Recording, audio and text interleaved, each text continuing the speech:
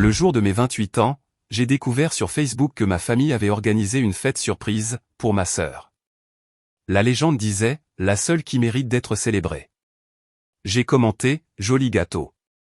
Ma mère a répondu, au moins, il y a quelqu'un pour qui ça vaut la peine de faire un gâteau. J'ai souri. J'ai répondu, profitez-en. Tant que vous le pouvez. Le soir même, j'ai fait un virement, envoyé 2 emails. 12 jours plus tard, ma sœur a hurlé quand son propriétaire l'a appelé et lui a dit. Votre loyer est annulé. Je m'appelle Alison et aujourd'hui, j'ai eu 28 ans. Je me suis réveillé en espérant recevoir au moins un SMS de ma famille. Au lieu de cela, j'ai trouvé quelque chose de bien pire sur Facebook. Des photos de toute ma famille à une fête surprise hier soir pour ma sœur, Belle. La légende disait, la seule qui mérite d'être célébrée. J'ai commenté, joli gâteau. Ma mère a répondu. Au moins, il y a quelqu'un pour qui ça vaut la peine de faire un gâteau. J'ai souri. J'ai répondu, profitez en tant que vous le pouvez. Avant de continuer mon histoire, dites-moi d'où vous regardez. Cliquez sur le bouton j'aime et abonnez-vous si vous vous êtes déjà senti invisible dans votre propre famille. Croyez-moi, ce qui va suivre vous montrera exactement comment reprendre le pouvoir. L'incident de Facebook peut vous choquer, mais pour moi, ce n'était que le dernier épisode d'un schéma qui a duré toute ma vie. En grandissant, notre famille avait des rôles bien définis. J'étais la responsable, et Belle était l'enfant chéri. 3 ans plus jeune que moi, elle parvenait à obtenir des éloges pour le moindre effort, tandis que mes réussites prenaient la poussière.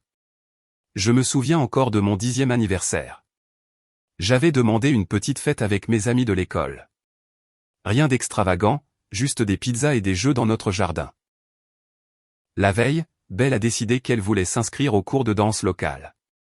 Soudain, l'argent de mon anniversaire est devenu ses frais d'inscription. On pourra fêter ça le week-end prochain, a dit maman. Ce week-end prochain n'est jamais venu. Quand nos parents ont divorcé, j'avais 12 ans et Belle en avait 9. La séparation a frappé notre famille comme un ouragan, laissant des débris émotionnels partout. Papa a déménagé à l'autre bout de la ville, promettant des visites le week-end qui sont devenues mensuelles, puis trimestrielles, puis de simples apparitions pour les vacances. Maman est tombée dans une dépression qui m'a laissé prendre le relais. Je préparais les repas, aidais aux devoirs et m'assurais que les factures étaient bien en évidence sur le comptoir pour que maman n'oublie pas de les payer. Belle a réagi différemment. Elle faisait des siennes, séchant l'école, claquant les portes et hurlant que le divorce était en quelque sorte de ma faute. Plutôt que de la discipliner, maman passait des heures à la consoler, lui achetant des cadeaux pour compenser notre foyer brisé. Ta sœur est sensible, expliquait maman quand je remettais en question ce 2 poids, 2 mesures. Tu es forte, Alison. Tu peux gérer les choses. À 16 ans, j'avais une moyenne générale parfaite, j'étais capitaine de l'équipe de débat et je travaillais le week-end à l'épicerie locale pour économiser pour l'université. Quand j'ai été admise à la Société nationale d'honneur, ma cérémonie d'intronisation tombait le même jour que le match de foot de Belle au collège. Personne de ma famille n'a assisté à ma cérémonie. Ce soir-là, ils ont ramené de la glace pour célébrer le seul but que Belle avait marqué dans un match qu'elles avaient perdu. Nous sommes fiers de toi aussi, Alison. A dit papa au téléphone quand je l'ai appelé pour lui parler de ma réussite. Mais tu sais que ta sœur a plus besoin d'encouragement que toi. L'université a été mon échappatoire. J'ai obtenu une bourse partielle et j'ai cumulé 2 emplois pour couvrir le reste. Maman appelait chaque semaine, mais les conversations tournaient toujours autour des derniers drames de Belle. Quand Belle a obtenu son diplôme de lycée avec une moyenne passable, ils lui ont organisé une fête qui a coûté plus cher que tous mes manuels du premier semestre. Quand Belle a décidé d'aller au collège communautaire, j'étais sincèrement heureuse pour elle. Peut-être qu'un peu de structure l'aidera à grandir, pensais-je. 6 mois plus tard, elle a abandonné, prétendant que c'était trop stressant. À ce moment-là, j'avais obtenu mon diplôme et décroché un premier poste dans une agence de marketing. Je gagnais assez pour louer un petit appartement et commencer à rembourser mes prêts étudiants. Puis est venu l'appel de Belle. Elle avait besoin du premier et du dernier mois de loyer pour un appartement. Juste le temps que je trouve ma passion, a-t-elle expliqué. Contre toute attente, j'ai viré l'argent. Maman a appelé pour me remercier en disant « Ça fait plaisir de te voir enfin aider ta sœur ». Ce qu'il ne savait pas, c'est que j'ai continué à aider. Au cours des 2 dernières années, j'ai viré 40% du loyer de Belle chaque mois. Non pas parce qu'elle l'a demandé, mais parce que son propriétaire m'a appelé quand elle avait 3 mois de retard. Plutôt que de la laisser être expulsée, j'ai mis en place des virements automatiques. Je n'en ai jamais parlé à ma famille, et Belle ne l'a jamais reconnu. Elle se plaignait toujours d'avoir du mal à payer son loyer lors des réunions de famille pendant que je restais assise en silence. À Noël dernier, Belle a annoncé qu'elle avait été promue à la boutique où elle travaillait à temps partiel. Tout le monde a porté un toast à son succès. Plus tard, je l'ai entendu dire à maman qu'elle avait été licenciée des semaines plus tôt, mais qu'elle ne voulait pas gâcher les vacances. Je n'ai rien dit à propos de l'argent supplémentaire que j'avais envoyé quand elle m'a envoyé un texto prétendant que son chauffage risquait d'être coupé. Mon 27e anniversaire est passé avec un SMS de maman. Joyeux anniversaire. J'emmène Belle faire du shopping pour ses entretiens d'embauche. Je t'appelle plus tard. Elle n'a jamais appelé. J'ai passé la soirée seule, m'offrant un plat à emporter et un film, me disant que ça n'avait pas d'importance. Il y a un mois, papa a appelé pour me demander si je pouvais contribuer à une surprise spéciale qu'il préparait. Il n'a pas donné de détails, a juste dit que la famille se mobilisait pour quelque chose d'important. J'ai envoyé $500, supposant que c'était pour le 60e anniversaire de maman qui approchait. J'ai même noté la date sur mon calendrier pour m'assurer d'être disponible pour ce qu'il prévoyait. Maintenant, en regardant ses photos sur Facebook, j'ai réalisé quelle avait été la surprise spéciale. Une fête pour Belle la veille de mon anniversaire. Ce matin, je me suis réveillé à 6h30, comme n'importe quel autre jour de travail. Sauf que ce n'était pas un jour comme les autres. C'était mon 28e anniversaire. Je suis resté au lit quelques minutes de plus, me permettant d'espérer qu'aujourd'hui serait peut-être différent. Peut-être qu'il y aurait un SMS de maman ou même un appel de papa. Au moins, Belle s'en souviendrait peut-être, ne serait-ce que parce que Facebook le lui rappellerait. J'ai vérifié mon téléphone. 3 messages. Un de ma patronne me souhaitant un joyeux anniversaire et me faisant savoir qu'elle avait laissé une carte sur mon bureau, un de ma colocataire d'université qui n'oubliait jamais, et un du système automatisé de mon dentiste me rappelant mon nettoyage la semaine prochaine. Rien de la famille. Il est encore tôt, me suis-je dit en me douchant et en m'habillant pour le travail. Le temps que j'arrive au bureau, mon Instagram avait quelques messages d'anniversaire de connaissances. Toujours rien de ma famille. Je me suis plongé dans le travail, me disant que je m'en fichais. Après tout, j'avais 28 ans, pas 8. Les anniversaires n'étaient pas censés avoir d'importance à mon âge. Pendant ma pause déjeuner, je me suis enfin autorisé à consulter Facebook. C'est là que je les ai vus. 27 photos postées par ma cousine Amber à 23h30 la nuit dernière. Fête surprise pour l'unique et seule Belle. La famille, c'est tout. J'ai fait défiler les photos avec une incrédulité croissante. Il y avait ma mère, rayonnante de fierté, portant un gâteau à 3 étages avec « Belle est notre étoile » écrit en lettres élégantes. Il y avait mon père, qui avait prétendu ne pas pouvoir venir ce mois-ci à cause de contraintes professionnelles, son bras autour de Belle alors qu'elle ouvrait une petite boîte à bijoux. L'expression de choc sur son visage alors qu'elle en sortait ce qui ressemblait à des boucles d'oreilles en diamant. Il y avait tante Judith, qui vivait à 3 états de là et avait manqué ma remise de diplôme parce que, voyager est trop difficile. Oncle Pet et sa femme, que je n'avais pas vu depuis 2 ans. Même ma grand-mère, qui avait besoin d'aide pour marcher, avait fait le voyage. Le lieu était reconnaissable entre tous. L'ancienne maison de mes parents, où maman vivait toujours, la maison où j'avais grandi, où j'avais célébré des anniversaires avec des gâteaux de supermarché et des cadeaux pratiques comme des fournitures scolaires, la maison que j'avais aidé à entretenir, peignant la cuisine un été et réparant le robinet de la salle de bain qui fuyait pendant les vacances universitaires parce que, nous n'avons pas les moyens de payer un plombier. En continuant à faire défiler, les détails devenaient plus douloureux. Des ballons de la couleur préférée de Belle, une table couverte de cadeaux emballés, une bannière disant « Nous sommes si fiers de toi », suspendue au-dessus de la cheminée où mes récompenses académiques avaient autrefois été exposées avant d'être déplacées dans un tiroir pour « désencombrer ». La dernière photo montrait Belle debout à côté de maman, toutes deux tenant des coupes de champagne. La légende disait « On célèbre la seule qui le mérite ». Si fier de notre fille qui a décroché l'entretien pour le job de ses rêves. #famille fière #la meilleure fille. L'horodatage indiquait 23h58. 2 minutes avant le début officiel de mon anniversaire. J'ai posé mon téléphone, mon sandwich oublié. Ma collègue a remarqué mon expression et a demandé si tout allait bien. J'ai hoché la tête et forcé un sourire, m'excusant pour aller aux toilettes où je me suis aspergé le visage d'eau froide et j'ai pris de profondes respirations. Ce n'était pas seulement qu'ils avaient oublié mon anniversaire. Ils avaient activement choisi de célébrer Belle la veille pour un entretien d'embauche. Pas même un emploi, juste un entretien. Après que j'ai aidé à organiser le somptueux 25e anniversaire de Belle l'année dernière, en coordonnant avec les parents et en collectant de l'argent pour son cadeau, un week-end à Nashville dont elle parlait depuis des mois. Je suis retourné à mon bureau et j'ai terminé ma journée de travail en pilote automatique. Ma patronne est passée avec un cupcake et la carte promise signée par l'équipe. Je l'ai remerciée avec une sincère gratitude pour cette petite gentillesse qui signifiait soudain plus qu'elle ne pouvait l'imaginer. Ce soir-là, j'ai pris de la nourriture thaïlandaise en rentrant chez moi, un petit cadeau d'anniversaire pour moi-même. Mon appartement était calme quand je suis entré, tel que je l'avais laissé ce matin. Pas de visiteurs surprise, pas de carte dans le courrier.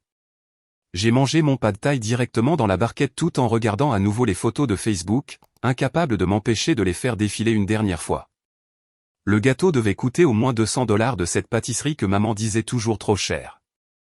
J'ai reconnu la boîte à bijoux du magasin haut de gamme du centre commercial. Le champagne était de la marque que papa gardait pour les occasions spéciales. Et là, à l'arrière-plan d'une photo, à peine visible mais reconnaissable, un sac cadeau du magasin d'électronique avec le coin d'une boîte d'ordinateur portable qui dépassait, le même ordinateur portable que j'avais mentionné vouloir quand le mien a commencé à montrer des signes de vieillesse. Le modèle exact que j'avais recherché pendant des mois, attendant une promotion ou une prime au travail pour justifier la dépense. J'ai mis ma nourriture de côté, n'ayant plus faim. L'ampleur de la trahison s'abattait sur moi comme une lourde couverture. Ce n'était pas de l'inattention. Ce n'était pas de l'oubli. C'était délibéré. Et demain, il s'en souviendrait probablement. Il y aurait des SMS en retard, peut-être même un appel de pure forme. Maman pourrait proposer de m'emmener déjeuner le week-end prochain si Belle n'avait besoin de rien. Papa pourrait envoyer sa carte cadeau habituelle avec un message générique. Il s'attendrait à ce que j'accepte ces miettes avec gratitude, comme je l'avais toujours fait. Mais quelque chose avait changé en moi. Assis seul dans mon appartement le jour de mes 28 ans, j'ai réalisé que j'en avais fini d'accepter les miettes.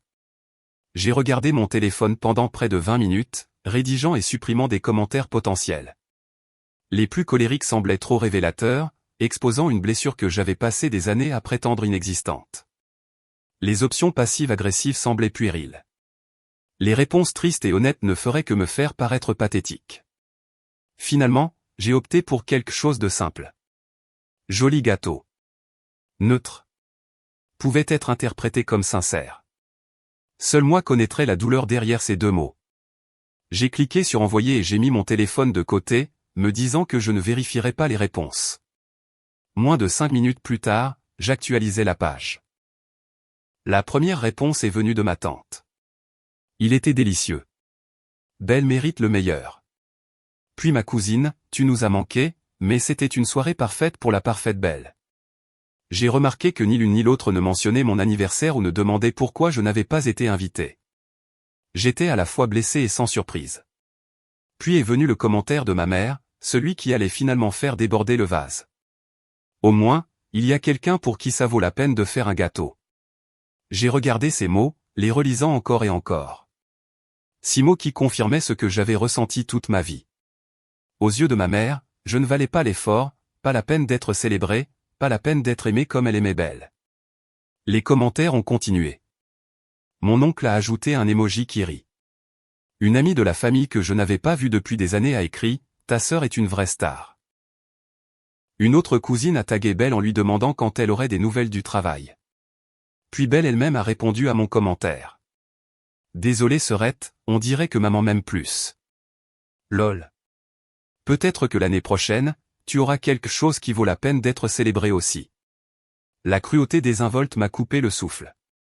Le lol comme si ces mots n'étaient pas un couteau tournant dans une plaie déjà béante. L'insinuation que je n'avais rien dans ma vie qui vaille la peine d'être célébré malgré mon diplôme, mon travail, mon autonomie, malgré le fait que je la soutenais en silence depuis des années. Mes doigts ont survolé le clavier. C'était le moment où, typiquement, j'aurais avalé la douleur, trouvé une excuse à leur comportement, en aurais ri pour maintenir la paix. Pas aujourd'hui. J'ai tapé, profitez en tant que vous le pouvez. 4 mots.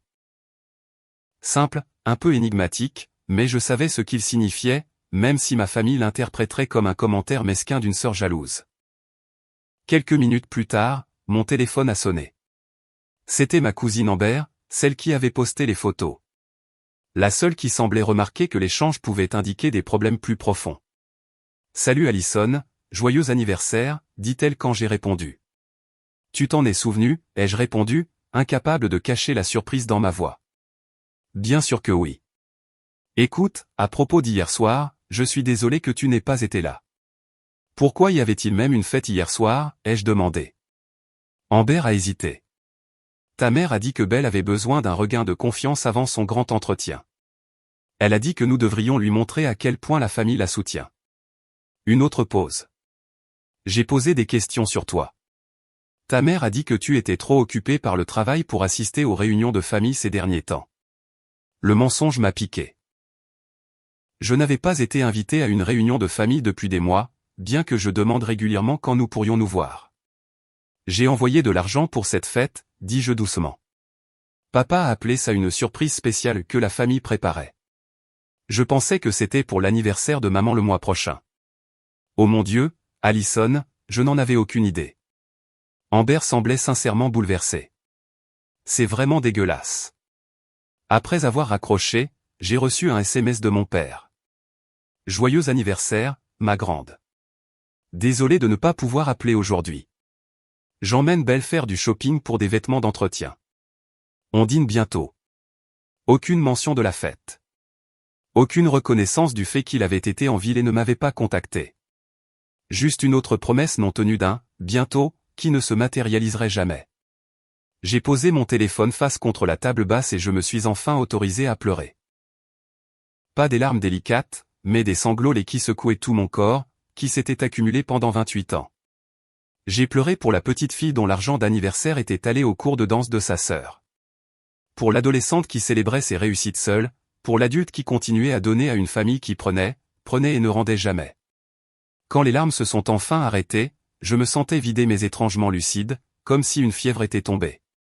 Je me suis souvenu de moments similaires tout au long de ma vie, l'humiliation publique lors des réunions de famille quand maman nous comparait. Pourquoi ne peux-tu pas être plus comme ta sœur, au dîner de Noël quand je mentionnais le stress au travail, Belle est juste plus amusante à fréquenter, quand j'ai demandé pourquoi je n'avais pas été invité à une journée à la plage en famille, ta sœur a juste besoin de plus de soutien que toi.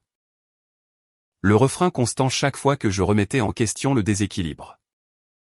J'avais passé ma vie à accepter ces explications, à intérioriser le message que les besoins de Belle comptaient toujours plus que les miens, que mon rôle était de donner, de comprendre, de pardonner, d'être la responsable qui n'avait pas besoin d'attention ou de soins. J'ai repris mon téléphone et j'ai regardé à nouveau l'échange. Ces 6 mots de ma mère, au moins, il y a quelqu'un pour qui ça vaut la peine de faire un gâteau. Quelque chose en moi s'est durci en une résolution de faire. J'en avais fini d'être la compréhensive, fini d'être la responsable qui n'obtenait rien en retour. Fini d'être invisible. Profitez en tant que vous le pouvez. Ce n'était plus seulement un commentaire.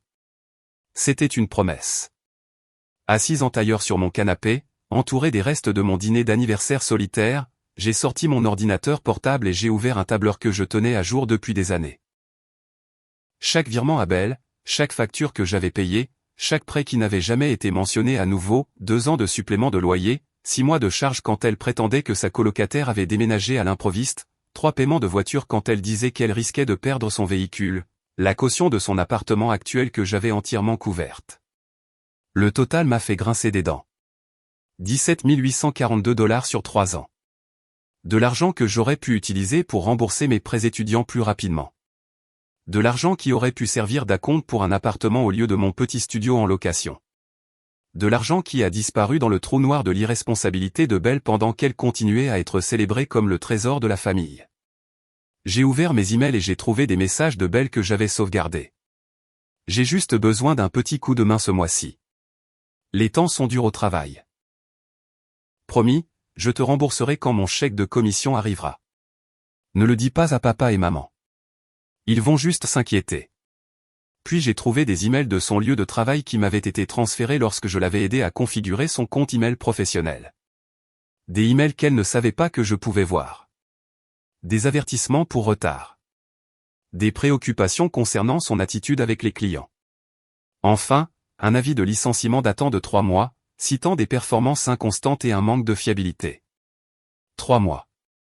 Elle était sans emploi depuis 3 mois tout en disant à la famille qu'elle avait été promue. Pendant que je continuais à virer de l'argent pour ce que je pensais être un complément de loyer, pendant que mes parents préparaient une fête pour célébrer son entretien d'embauche fictif. J'ai vérifié mon relevé bancaire. Le prochain virement automatique au propriétaire de Bell était prévu pour le 1er de chaque mois, $800, directement à la société de gestion immobilière parce que Bell avait prouvé qu'on ne pouvait pas lui faire confiance pour utiliser l'argent à bon escient. J'ai continué à creuser. Une recherche rapide dans mes emails a permis de trouver les coordonnées de son propriétaire, Monsieur Patterson. Je lui avais parlé lorsque Bell avait été menacé d'expulsion pour la première fois, mettant en place l'arrangement qui lui avait permis de garder son logement. J'avais son numéro direct et son email enregistré. J'ai aussi trouvé autre chose. Un avis de la compagnie d'électricité qui avait été accidentellement envoyé à mon email au lieu de celui de Bell, avertissant d'une coupure pour non-paiement. Le solde impayé était de plus de $600. Malgré l'argent que j'avais envoyé spécifiquement pour les charges le mois dernier. Les pièces du puzzle se sont assemblées avec une clarté écœurante. Bell n'avait pas utilisé mon argent pour le loyer et les charges. Elle l'avait dépensé ailleurs tout en laissant les factures s'accumuler, sachant que j'interviendrais avant que la catastrophe ne frappe.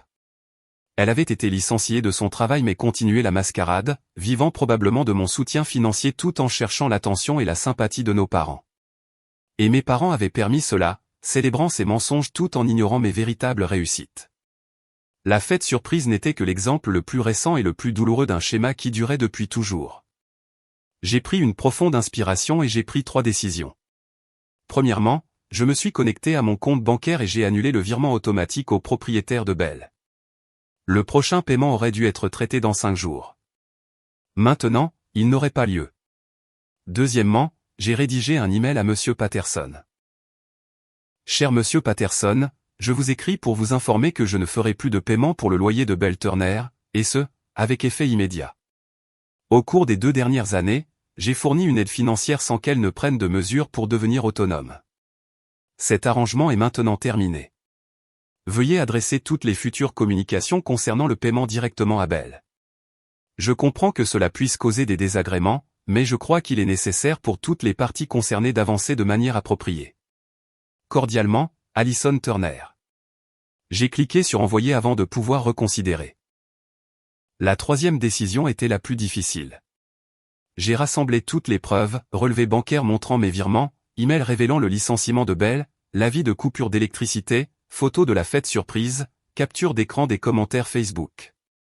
J'ai tout compilé dans un seul document, une preuve claire et irréfutable à la fois de la tromperie de Bell et du traitement que me réservait ma famille. J'ai rédigé un 2e email, adressé à mes parents avec Bell en copie. Maman, papa et Bell, pendant des années, j'ai soutenu cette famille émotionnellement et financièrement sans reconnaissance ni appréciation. Je suis restée silencieuse pendant que vous célébriez Bell tout en ignorant mes réussites et mon anniversaire. J'ai viré des milliers de dollars pour que Bell reste logée et à l'aise pendant qu'elle mentait sur sa situation professionnelle et financière. Cela s'arrête maintenant. J'ai annulé tout soutien financier à Bell avec effet immédiat. J'ai informé son propriétaire de ce changement. Les documents ci-joints fournissent la preuve de mes contributions et des mensonges de Bell. Je prends du recul par rapport à cette dynamique pour me concentrer sur mon propre bien-être. S'il vous plaît, respectez cette décision. Allison. Mon doigt a survolé le bouton d'envoi. Cela allait tout changer. Il y aurait de la colère, du déni, des tentatives de me faire culpabiliser. Il me traiterait d'égoïste, de cruel, de jalouse. Il retournerait la situation pour faire de moi la méchante. Mais pour la première fois de ma vie, je me fichais de ce qu'il pensait. J'ai cliqué sur envoyer. J'ai fermé mon ordinateur portable et j'ai éteint mon téléphone. Quelles que soient les retombées, elles ne m'atteindraient pas ce soir. Ce soir, je dormirai en sachant que je m'étais enfin défendu. Demain, je commencerai ma vie, libéré du fardeau d'être le paillasson de la famille. Alors que je me préparais à me coucher, j'ai ressenti quelque chose d'inattendu. Du soulagement. Le poids du ressentiment et de l'obligation s'était levé, remplacé par un sentiment de possibilité. Ma 28e année serait différente de toutes les précédentes. Elle serait la mienne. Jour 1. Le lendemain de l'envoi des emails s'est déroulé dans un étrange silence. J'ai gardé mon téléphone éteint toute la nuit et le jour de travail suivant, me concentrant plutôt sur une présentation que je préparais depuis des semaines. Mes collègues ont commenté ma concentration et mon énergie inhabituelle. Tu sembles différente aujourd'hui, a noté ma patronne avec approbation. J'étais différente. Pour la première fois depuis des années, mon attention n'était pas partagée entre ma vie et la crise de Belle. Je me sentais plus légère, plus lucide. Ce soir-là, j'ai finalement rallumé mon téléphone. Il a immédiatement commencé à vibrer de notifications, 12 appels manqués de ma mère, 8 de Belle, 3 de mon père, 37 SMS, 15 emails. Je les ai tous ignorés, préparant le dîner et regardant un film que je voulais voir. J'ai mieux dormi que je ne l'avais fait depuis des mois. Jour 2 a apporté plus d'appels et de messages, de plus en plus urgents. J'ai filtré mes emails pour envoyer les communications familiales dans un dossier séparé que je vérifierai quand je me sentirai prête. J'ai bloqué leur numéro temporairement, ayant besoin d'espace pour renforcer ma résolution. Le jour 3, une livraison est arrivée à mon appartement. Des fleurs de ma cousine Amber avec une carte disant « Joyeux anniversaire en retard. Tu mérites d'être célébré, toi aussi. » C'était la première reconnaissance d'anniversaire de la part de la famille qui m'ait fait sourire depuis des années. Le jour 4 a marqué le début de la véritable tempête. Sans mon virement mensuel, Belle faisait maintenant face à la réalité de son loyer intégral à payer. Son premier SMS est arrivé via le téléphone d'un ami commun. « C'est quoi ce bordel, Allison ?» Le propriétaire a appelé pour le loyer. « Tu sais que je ne peux pas payer le montant total. Quel que soit ton problème, ne te venge pas sur moi. Règle ça maintenant. » Je n'ai pas répondu. Le jour 6, ma mère avait recours à des messages vocaux via la ligne principale de l'immeuble. Allison Marie Turner, ce comportement enfantin doit cesser maintenant. Ta sœur est en larmes. Tu as mis son logement en péril à cause de quoi? De la jalousie pour un anniversaire. Je t'ai mieux élevé que ça. Appelle-moi immédiatement. J'ai sauvegardé le message mais n'ai pas rappelé. Le jour 8 a apporté le premier contact de mon père. Un email avec pour objet, parlons-en rationnellement. Allison, je comprends que tu sois contrariée par la fête. Nous aurions dû être plus prévenants quant au timing, mais couper les vivres à ta sœur financièrement sans avertissement est une réaction extrême. Belle a toujours été plus fragile que toi. Tu le sais. Elle a besoin de notre soutien pendant qu'elle trouve ses marques. Ta mère est hors d'elle d'inquiétude. S'il te plaît, appelle-moi pour que nous puissions discuter d'un compromis. J'ai écrit une brève réponse, papa, il ne s'agit pas d'une fête. Il s'agit d'années de déséquilibre et de tromperie.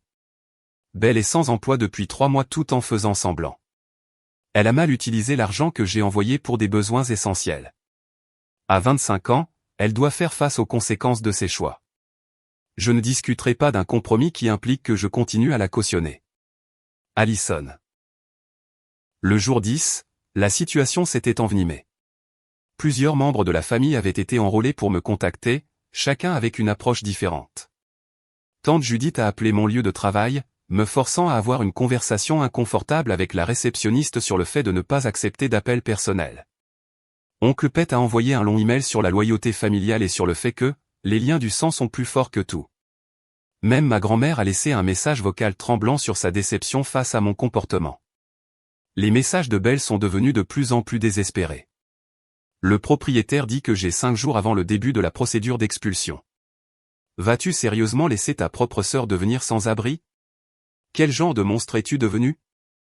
Ce fut suivi 1 heure plus tard par « Je suis désolé pour les commentaires sur Facebook, d'accord? C'était juste une blague. Tu prends toujours tout si au sérieux. S'il te plaît, envoie juste l'argent cette dernière fois et on pourra parler de le réduire progressivement. » Quand ces appels ont échoué, le ton a changé. Maman et papa savent tout maintenant. Comment tu as espionné mes emails? Comment tu m'as tendu un piège? Tout le monde peut voir à quel point tu as toujours été jalouse de moi. Bonne chance pour être un jour à nouveau la bienvenue dans cette famille. J'ai maintenu mon silence, bien que chaque message ait mis ma résolution à l'épreuve. L'ancienne Allison se serait effondrée, se serait excusée, aurait envoyé l'argent pour maintenir la paix. La nouvelle Allison a reconnu ces tactiques pour ce qu'elles étaient, de la manipulation conçue pour restaurer le statu quo. Le jour 11, ma mère a envoyé sa menace la plus directe à ce jour. Tu as 24 heures pour reprendre le soutien financier à ta sœur et t'excuser pour cette perturbation, ou tu en subiras les conséquences. Ne me teste pas là-dessus, Allison. Le vague des conséquences m'aurait autrefois terrifié. Maintenant, cela ne faisait que confirmer que je prenais la bonne décision. Le même jour, le petit ami de Belle, Dylan, que j'avais rencontré exactement 2 fois, a envoyé un message décousu m'accusant de détruire la santé mentale de Belle et d'essayer toujours de saboter son bonheur, parce que tu es jalouse de l'amour que tout le monde lui porte. J'ai bloqué son numéro ainsi que plusieurs autres, créant un petit cercle de paix autour de moi. Je me suis concentré sur le travail, j'ai accepté une invitation à dîner de collègues que j'avais souvent déclinée par le passé en raison d'obligations familiales, et j'ai même pris rendez-vous avec un thérapeute, chose que j'envisageais depuis des années mais que je n'avais jamais priorisée. La lueur d'espoir inattendue est venue quand Amber a appelé pour prendre de mes nouvelles. J'ai vu l'email que tu as envoyé avec toutes les preuves, dit-elle. Je n'avais aucune idée que tu soutenais Belle financièrement depuis tout ce temps. Personne ne le savait, ai-je répondu. C'était le but. Eh bien, pour ce que ça vaut, je pense que tu fais ce qu'il faut, dit Amber. Il était temps que quelqu'un dans cette famille s'oppose à l'adoration de Belle. Et je suis désolé pour ton anniversaire. J'aurais dû réaliser que quelque chose n'allait pas quand ta mère a insisté sur le fait que tu ne pouvais pas venir à la fête. Son soutien signifiait plus que je ne pouvais l'exprimer, un rappel que peut-être tout le monde dans ma famille ne faisait pas partie de la dynamique toxique à laquelle j'avais échappé. Alors que le jour 12 se levait, je savais que la véritable explosion approchait. Le loyer de Belle était maintenant officiellement en retard, et le propriétaire allait prendre des décisions sur les prochaines étapes. Je suis allé travailler préparé à la tempête, mais me sentant étrangement plus centré et calme que je ne l'avais été depuis des années. L'appel est arrivé à 14h17. J'étais en réunion quand mon téléphone s'est allumé avec le nom de Belle. J'ai refusé l'appel et j'ai continué ma présentation. 2 minutes plus tard, il a sonné de nouveau, et encore. Au 5e appel consécutif, ma patronne m'a fait signe de sortir pour gérer l'urgence, quelle qu'elle soit. Dans le couloir, j'ai finalement répondu. Quoi, Belle ? Le cri était si fort que j'ai dû éloigner le téléphone de mon oreille. Le propriétaire vient d'appeler. Il lance la procédure d'expulsion. Règle ça tout de suite. Je ne peux pas régler ça, Belle, dis-je, gardant ma voix calme et professionnelle. C'est la conséquence de tes choix. Mes choix ? Tu as choisi d'arrêter de payer sans prévenir. Tu as choisi de ruiner ma vie parce que tu es jalouse d'une stupide fête. Tu as menti sur le fait d'être employé pendant 3 mois, ai-je répondu. Tu as mal utilisé l'argent que j'ai envoyé pour les charges. C'était tes choix. Et alors ? Tu gagnes plein d'argent. Tu n'as pas de vie de toute façon. Alors, à quoi d'autre le dépenserais-tu ? La cruauté désinvolte avait encore le pouvoir de piquer, mais pas de me briser. Au revoir, Belle. Je te suggère de commencer à faire tes valises ou de trouver un moyen de payer ton loyer. J'ai mis fin à l'appel alors qu'elle était en plein cri et je suis retourné à ma réunion. 10 minutes plus tard, mon téléphone a commencé à vibrer continuellement de notifications. Notre conversation de groupe familial, inactive depuis des mois sauf pour les annonces de Belle, avait explosé. Maman, Allison, réponds à ton téléphone immédiatement. Papa, ça a été trop loin. Appelle ta sœur. Tante Judith, je n'arrive pas à croire que tu ferais ça à ton propre sang. Oncle Pet, ton grand-père aurait honte. Et ainsi de suite, un cœur d'indignation et de condamnation. J'ai mis la conversation en sourdine et je me suis concentré sur la fin de ma journée de travail. À 16h30, la réceptionniste a appelé mon poste. Allison, votre mère est dans le hall. Elle semble contrariée. La sécurité demande s'ils doivent l'escorter dehors. Mon cœur s'est emballé, mais j'ai pris une profonde inspiration. Dites-leur que je descends tout de suite. Dans le hall, ma mère faisait les 100 pas, le visage rouge de colère. Quand elle m'a vu, elle a pointé un doigt tremblant. Toi. Comment oses-tu humilier notre famille comme ça ? Le gardien de sécurité m'a regardé d'un air interrogateur. Je lui ai souri. C'est bon, Frank. C'est ma mère. On va sortir un moment. Dehors, Je me suis tourné pour lui faire face. Maman, je suis au travail. C'est inapproprié. Inapproprié. Tu sais ce qui est inapproprié? Envoyer des informations financières privées à toute la famille. Faire passer ta sœur pour une mauvaise personne pour te sentir importante. Elle pourrait perdre son appartement. Maman, dis-je doucement, Belle a perdu son travail il y a 3 mois et ne l'a dit à personne. Elle nous a tous menti. Elle essayait de trouver le bon moment pour nous le dire. Elle ne voulait pas nous inquiéter. Elle n'a eu aucun problème à m'inquiéter quand elle avait besoin d'argent, ai-je souligné. Elle n'a eu aucun problème à accepter mon aide tout en se moquant de moi publiquement. C'était juste de la taquinerie. Tu as toujours été trop sensible. Un collègue est passé, nous regardant curieusement. J'ai maintenu mon attitude professionnelle. Je ne peux pas faire ça ici. Si tu veux avoir une conversation civilisée, on peut prendre rendez-vous pour en parler. Oh, maintenant tu veux parler après avoir lâché cette bombe sur tout le monde? Ta sœur fait une crise de panique. Ton père a dû quitter le travail plus tôt. Tout ça parce que tu n'as pas supporté de ne pas être le centre de l'attention pour une fois. L'ironie de sa déclaration était si profonde que j'ai failli rire. Maman, quand ai-je jamais été le centre de l'attention dans cette famille? Elle a balayé cela d'un geste de la main. Tu viens avec moi tout de suite t'excuser auprès de ta sœur et rétablir les paiements. Non, je ne le ferai pas, le simple refus sembla la choquer plus que tout le reste. Dans son monde, je finissais toujours par céder. Pardon? J'ai dit non. Je retourne travailler maintenant. Je te suggère de partir avant que la sécurité ne s'inquiète à nouveau. Je me suis retourné pour partir, mais elle m'a attrapé le bras. Si tu tournes le dos à cette famille maintenant, ne t'attends pas à être accueilli de nouveau. J'ai regardé sa main sur mon bras, puis dans ses yeux. Ça ressemble à une menace, maman. C'est une réalité. La famille se serre les coudes. C'est drôle, dis-je, retirant doucement sa main. Je serre les coudes à cette famille financièrement et émotionnellement depuis des années.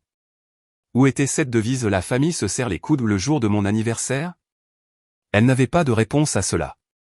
Je suis retourné dans le bâtiment, faisant un signe de tête rassurant à Franck, le gardien de sécurité, en passant. Mes mains tremblaient, mais ma résolution était intacte. Ce soir-là, la véritable confrontation a eu lieu. Je venais de m'installer avec mon dîner quand ma sonnette a retenti. À travers le Judas, j'ai pu voir Belle, ma mère et mon père, tous debout dans le couloir. J'ai envisagé de ne pas répondre, mais j'ai décidé qu'il valait mieux y faire face de front. J'ai ouvert la porte, mais j'ai bloqué l'entrée. Oui. Belle s'est avancée. Tu dois régler ça maintenant. Le propriétaire dit que j'ai 3 jours pour payer ou partir. Alors je te suggère de commencer à faire tes valises, ai-je répondu. Mon père est intervenu. Toujours le médiateur. Allison, s'il te plaît, laisse-nous entrer et discuter de cela rationnellement. J'ai hésité, puis je me suis écarté. Ils sont entrés, Belle se jetant immédiatement de manière dramatique sur mon canapé, ma mère se perchant tendue sur un fauteuil, mon père se tenant maladroitement près de la fenêtre. Bel endroit, a commenté mon père, regardant autour de lui. Je ne pense pas être venu ici depuis que tu as emménagé. Il y a 2 ans, ai-je confirmé. Un silence inconfortable a suivi. Je n'ai pas offert de boisson ni fait la conversation. Finalement, ma mère a parlé. Allison, cette vendetta contre ta sœur a été trop loin. Tu as fait passer ton message. Maintenant, il est temps d'être la plus intelligente et d'aider ta famille. Ce n'est pas une vendetta, dis-je. C'est moi qui mets fin à une dynamique malsaine qui dure depuis bien trop longtemps. En rendant ta sœur sans abri, a interjeté Belle avec un sanglot. Tu ne serais pas menacé d'expulsion si tu avais été honnête sur la perte de ton emploi et si tu avais pris des dispositions avec ton propriétaire, ai-je souligné. Ou si tu avais utilisé l'argent que j'ai envoyé pour l'usage prévu au lieu de ce que tu en as réellement fait. J'avais des dépenses, a protesté Belle. Comme quoi? Le sac de créateur que tu as posté le mois dernier? Le week-end à Miami avec Dylan? Mon père avait l'air confus. Belle, tu as dit que tu étais toujours employé. Quand as-tu perdu ton emploi? Belle m'a lancé un regard venimeux. C'est compliqué, papa. Ils ont réduit mes heures et puis ils m'ont finalement licencié. Mais je passe des entretiens. Depuis 3 mois, ai-je demandé, sans résultat. Le marché du travail est difficile en ce moment, a-t-elle rétorqué. Surtout quand on a été licencié pour retard chronique et mauvaise attitude, ai-je ajouté en sortant l'email de licenciement sur mon téléphone. Voulez-vous que je le lise à tout le monde? Ma mère est intervenue. Arrête d'attaquer ta sœur. C'est exactement ça le problème, Allison. Tu as toujours été jalouse de Belle. Tu as toujours essayé de la faire passer pour une mauvaise personne pour te faire bien voir. Maman, dis-je doucement, je paie 40% du loyer de Belle depuis 2 ans. Je couvre ses charges quand elle prétend qu'elle ne peut pas se les permettre. J'ai envoyé de l'argent pour les paiements de voiture, pour des factures médicales, pour urgence après urgence. Tout cela pendant que toi et papa la célébriez et m'ignoriez, y compris en lui organisant une fête surprise la veille de mon anniversaire en utilisant l'argent que j'avais contribué à donner. Nous ne savions pas que c'était ton anniversaire, a dit faiblement mon père. Tu as oublié l'anniversaire de ta propre fille, ai-je demandé, le regardant droit dans les yeux. Il a eu la décence d'avoir l'air honteux. Les choses ont été mouvementées. Elles sont toujours mouvementées quand il s'agit de moi, dis-je. Mais jamais trop mouvementées pour Belle. C'est parce que Belle a plus besoin de nous, s'est exclamée ma mère. Tu as toujours été indépendante, tu as toujours géré les choses par toi-même. Parce que je devais le faire, ai-je répondu. Parce que personne n'allait les gérer pour moi. Donc c'est une punition, a demandé Belle. Tu me punis parce que maman et papa m'aiment plus.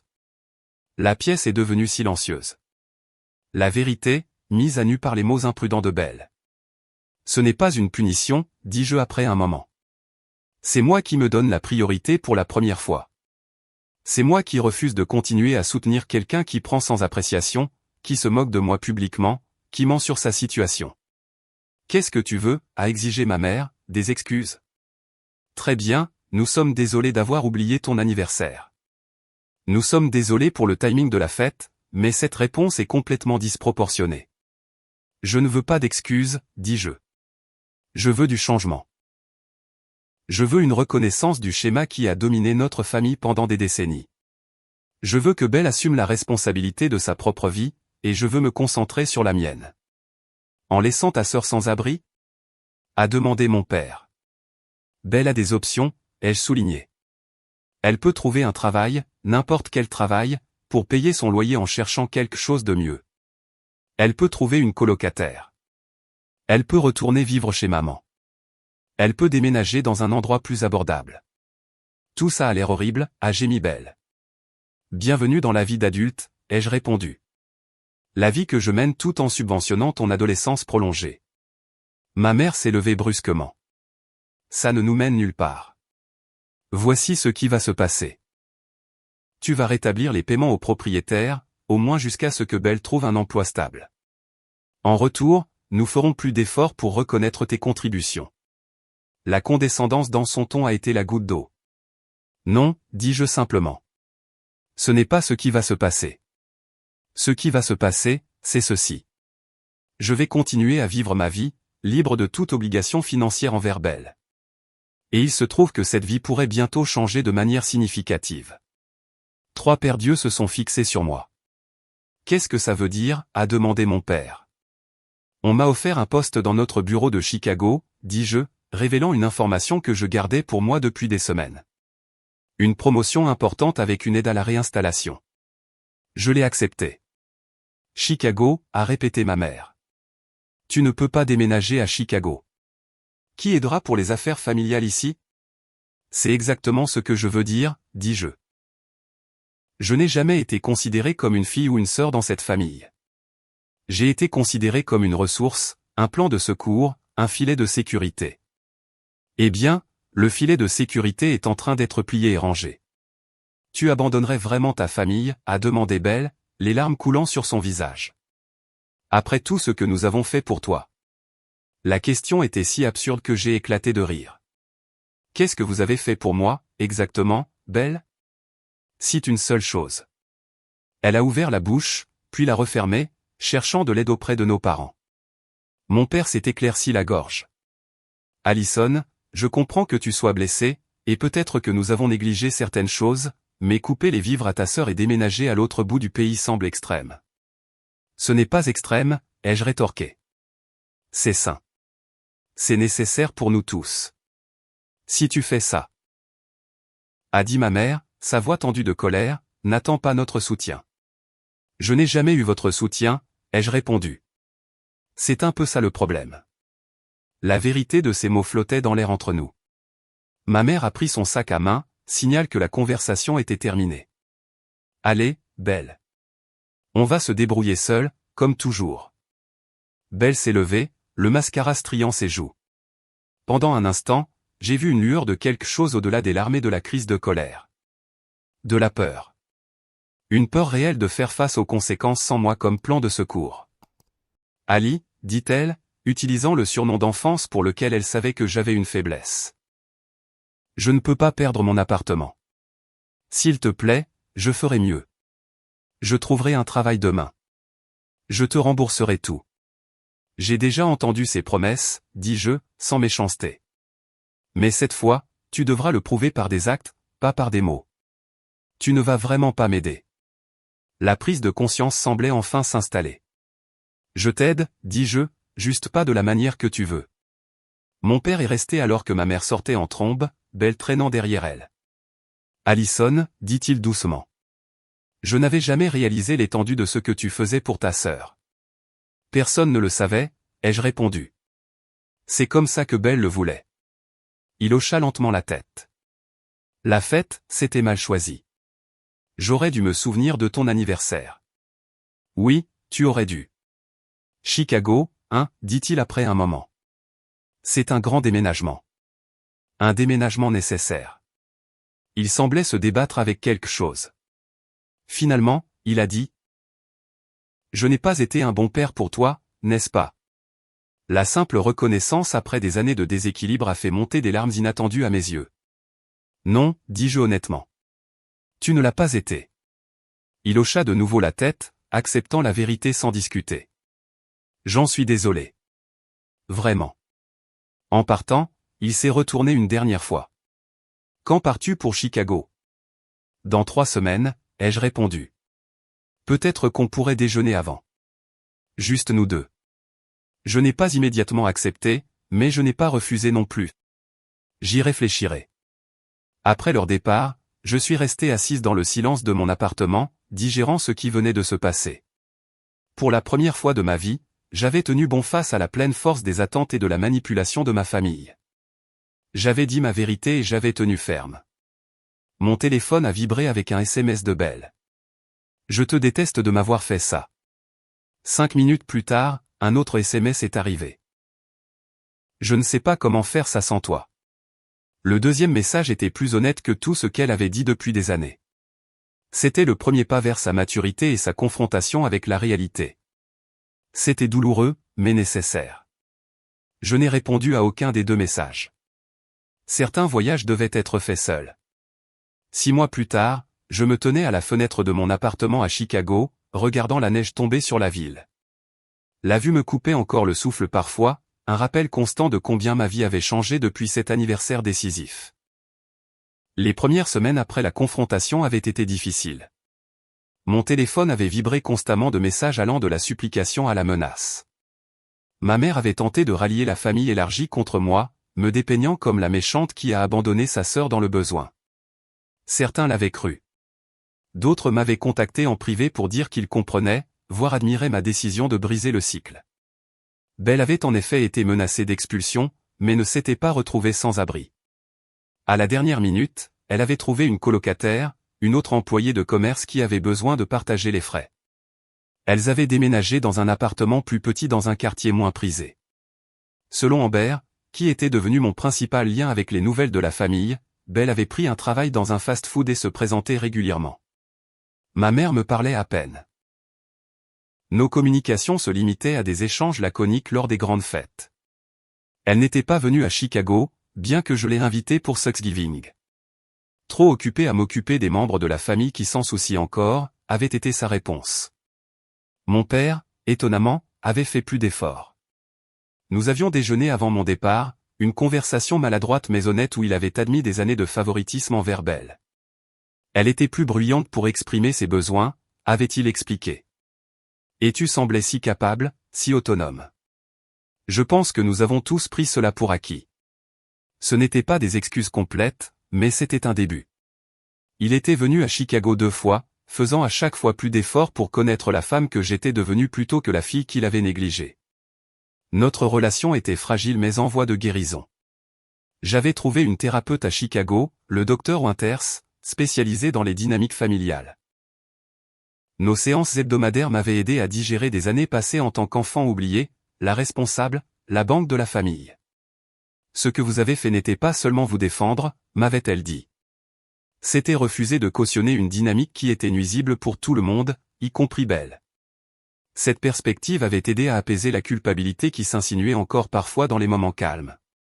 Je n'avais pas ruiné la vie de Belle en coupant les ponts. Je lui avais donné l'opportunité de construire la sienne. Ma vie professionnelle s'était épanouie à Chicago. La promotion était venue avec de nouvelles responsabilités qui me stimulaient et m'excitaient. Je m'étais fait des amis parmi mes collègues, des gens qui ne me connaissaient que tel que j'étais maintenant, pas comme l'éternel acolyte de la star de la famille. La sonnette de mon appartement a retenti, me tirant de mes réflexions. C'était Amber, arrivé pour sa visite du week-end. Nous nous étions rapprochés depuis la rupture, trouvant l'une en l'autre la relation sororale qui nous avait manqué à toutes les deux. Cette vue est toujours aussi folle, dit-elle en me rejoignant à la fenêtre. La meilleure décision de venir ici. La plupart du temps, je suis d'accord, dis-je avec un sourire. Des nouvelles de la famille récemment, demanda-t-elle en s'installant sur mon canapé. Papa a appelé hier. Il a dit qu'il viendrait peut-être pour Noël. Et Belle ? J'ai hésité. En fait, j'ai reçu un email d'elle la semaine dernière. Première communication directe depuis des mois. Amber a haussé les sourcils. Et c'était différent. Pas d'accusation, pas de demande. Elle a dit qu'elle travaillait à temps plein depuis 4 mois maintenant. Qu'elle suivait un cours en ligne de comptabilité. Waouh! La vie d'adulte, pour de vrai. Apparemment, ai-je convenu. Elle a aussi dit qu'elle avait réfléchi à notre conversation de cette nuit-là, sur la façon dont elle avait profité de mon aide pendant des années. Elle n'est pas allée jusqu'à des excuses complètes, mais... C'est un progrès, a terminé Amber pour moi. Un progrès, ai-je répété. Plus tard dans la soirée, après le dîner avec Amber et quelques-uns de mes nouveaux amis, je me suis assise pour répondre à l'email de Belle. J'y pensais depuis des jours, pesant ma réponse. J'ai écrit. Belle, merci pour ton email. Je suis heureuse d'apprendre que tu travailles régulièrement et que tu poursuis tes études. Ce sont des pas positifs. Le passé ne peut pas être changé, mais je suis ouverte à la construction d'une relation plus saine à l'avenir. Une relation basée sur le respect mutuel plutôt que sur la dépendance. Prends soin de toi, Allison. Cours, des limites claires, mais une porte ouverte. Ça me semblait juste. En cliquant sur envoyer, j'ai réalisé à quel point j'avais changé en ces 6 mois. L'ancienne Allison aurait sauté sur le moindre soupçon de réconciliation, se précipitant à nouveau dans la dynamique dysfonctionnelle au premier signe d'amélioration. La nouvelle Allison reconnaissait que le vrai changement nécessitait du temps, de la constance et le maintien des limites. J'avais appris que les relations familiales, comme toutes les relations, devaient être réciproques pour être saines. Que l'amour sans respect n'était pas vraiment de l'amour du tout. Que parfois, la chose la plus attentionnée que l'on puisse faire pour quelqu'un est d'arrêter de le protéger des conséquences de ses choix. Plus important encore, j'avais appris que je méritais d'être célébré, non seulement pour ce que je pouvais donner aux autres, mais pour qui j'étais. Mon 29e anniversaire approchait. Et pour la première fois, je préparais ma propre célébration, entouré de gens qui me voyaient clairement et appréciaient ma présence dans leur vie. Le chemin avait été douloureux mais nécessaire. Une dynamique familiale construite sur des décennies de déséquilibre ne pouvait pas être réparée du jour au lendemain, voire peut-être jamais complètement. Mais j'avais trouvé la paix en créant mon propre chemin, en donnant la priorité à mon bien-être après des années à faire passer les autres en premier. La neige continuait de tomber devant ma fenêtre, recouvrant la ville d'une beauté silencieuse. J'ai pensé à la façon dont nous devons parfois nous éloigner de ce qui est familier pour découvrir ce qui est possible. Comment briser les schémas peut être terrifiant mais libérateur. Comment la guérison commence souvent non pas par le pardon, mais par l'acte radical de s'estimer suffisamment pour dire « ça suffit ». J'apprenais encore, je grandissais encore, je définissais encore les limites de cette nouvelle vie. Mais pour la première fois, je le faisais selon mes propres termes, libéré du poids d'être la fille oubliée, la sœur fiable, la banque de la famille. Et ça valait la peine d'être célébré. Avez-vous déjà eu à prendre une décision difficile pour donner la priorité à votre propre bien-être par rapport aux attentes familiales? J'adorerais lire vos histoires dans les commentaires. Si cela a résonné en vous, veuillez aimer cette vidéo et vous abonner à ma chaîne pour plus d'histoires sur l'établissement de limites et la découverte de sa propre valeur. N'oubliez pas que parfois, la chose la plus courageuse que vous puissiez faire est de vous mettre en premier. Merci de m'avoir écouté et souvenez-vous. Votre histoire compte, même lorsque les autres essaient de vous en effacer.